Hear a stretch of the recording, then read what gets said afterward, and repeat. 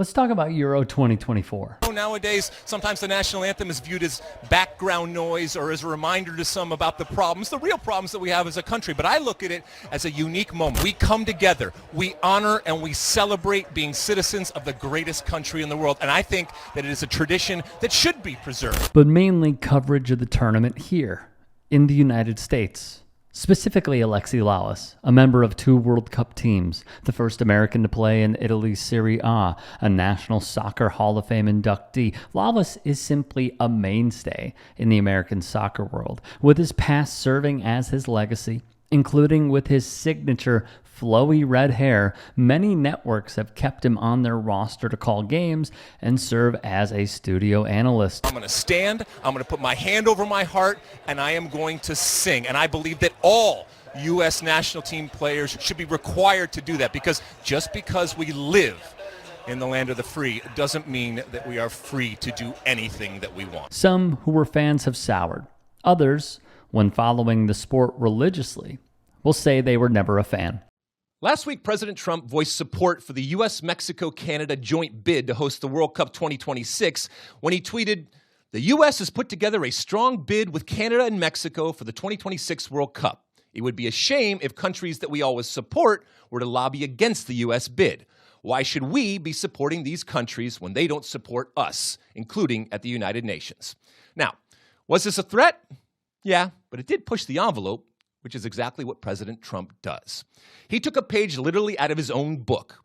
In The Art of the Deal, President Trump talks about his 11 tactics in business. Number 5, use your leverage. This is bringing the big dog in, and he's being used for his bark as much as his bite. But ultimately, he's being used to get the job done.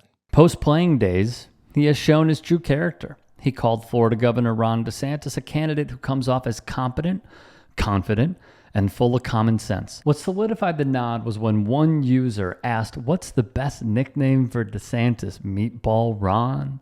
DeSanctimonious Lawless replied, "I like POTUS." The U.S. women's soccer team is a very good example of what's going on. Earlier this week, they unexpectedly lost to Sweden 3-0.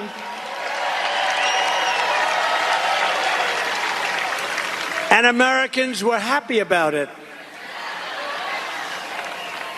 You proved that point before I even said it. Never forget how conservatives basked in the United States women's national team losing at the World Cup. Lawless appeared to take a swipe as well, which spoke volumes to his thoughts on the squad and gave us insights into his perception of the team. He'd reply to this message, which would read, "Weird watching Americans celebrate an American loss." Fair point. Lawless would bark back, "Don't kill the messenger. This United States women's national team is polarizing. Politics, causes, stances, and behavior have made this team unlikable to a portion of America. This team has built its brand and has derived its power from being the best/winning. If that goes away, they risk becoming irrelevant." Meadowlark Media's Jessica Smatana wisely put it as such. The portion of America he's talking about is himself. And just recently, he announced he will be heading to Milwaukee for the Republican National Convention. From The Athletic, he shared posts recently that appear sympathetic to Donald Trump and is in regular playful combat with his social media detractors. He aligned himself with Carly Lloyd in their mutual feelings on the national team. There's something not right, and I think that it's not one thing. There's multiple things that have just been spiraling out of control. The critiques were constant as Lloyd and Lawless sat next to each other handling the studio duties for the World Cup. "What we had in the last several years was not a good culture," she would tell Lawless on his podcast. "The mentality changed and it became toxic." From the Nation's Dave Zirin, who had a tremendous write-up on all of this, calling this team, your former team, toxic after it won 2 consecutive World Cups makes no sense. This is a team that stood in solidarity with each other and won a historic victory for equal pay, hardly the actions of people obsessed with their brand. This is the team that turned Lloyd into a star, and she did not turn down the endorsement offers that rolled her way for fear that they would distract her. At the Tokyo Games, Lloyd became the only U.S. player who refused to kneel to protest racism before the medal match against Australia.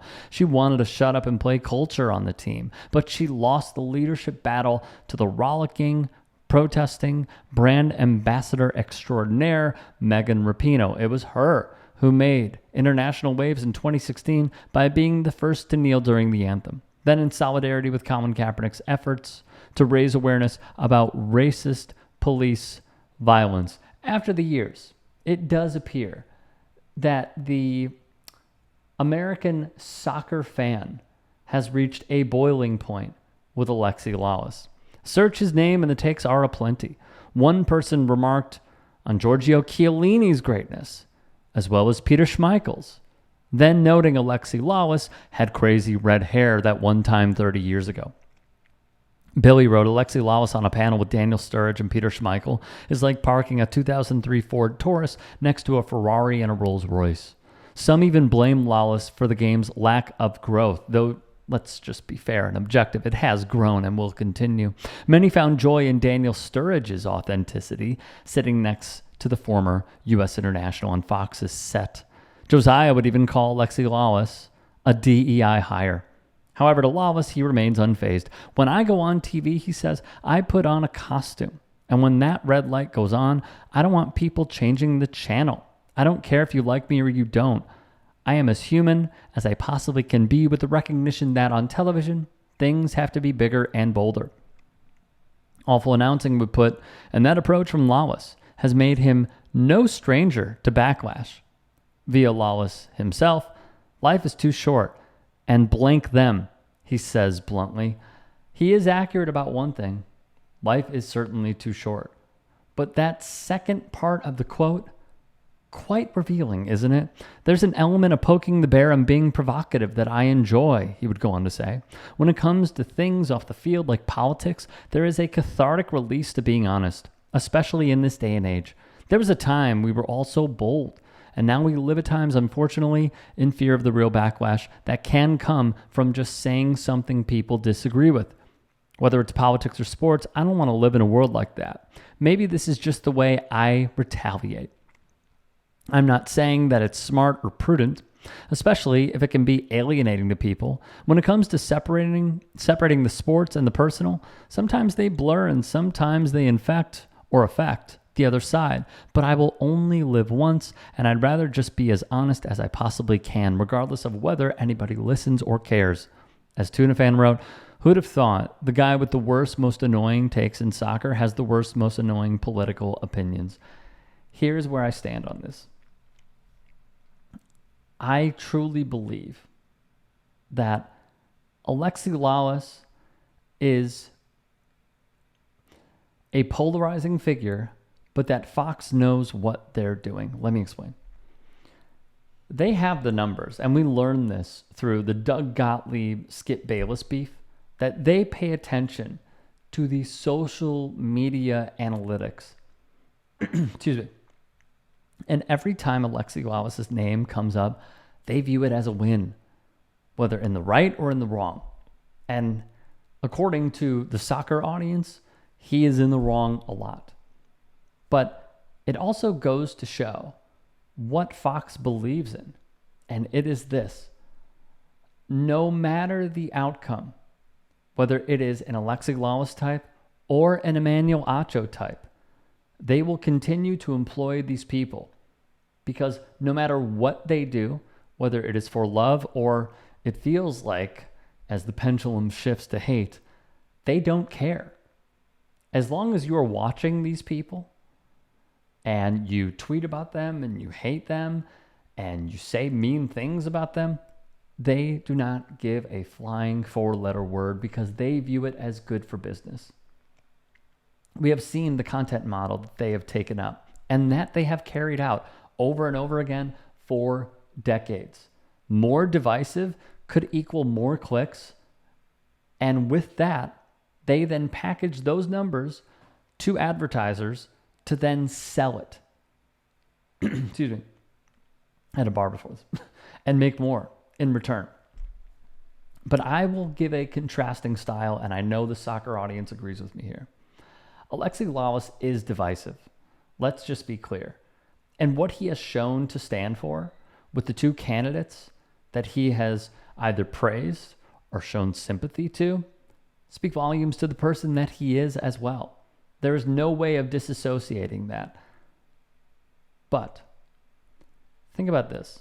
You can have someone like Alexi Lawless, and we know much about him at this point in this piece, and compare that to the set that CBS has on the Galazzo show. And if you know, you know. Kate Abdo, phenomenal host. Thierry Henry, Jamie Carragher, Micah Richards. This is a fun, inclusive, hilarious, everyone wants to have a good time, laid back style show. And you contrast it with what Fox is putting out. I truly do believe that if you want to reach the bar, the peak, it is the Galazzo show, because they have said it. And I believe Fox is just trying to catch them.